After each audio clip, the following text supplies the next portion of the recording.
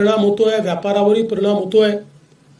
त्यामुळे ते लवकरात लवकर त्यात शिथिलता आणावी अशा प्रकारचा प्रयत्न आहे। पण त्याच वेळी पोलीस सजग राहणार आहेत आणि कोणीही दंगा करण्याचा प्रयत्न केला तरी देखील अतिशय कडक कारवाई केली जाईल। आता जे काही नुकसान झालेलं आहे हे सगळं नुकसान दंगेखोरांकडून वसूल करण्यात येईल।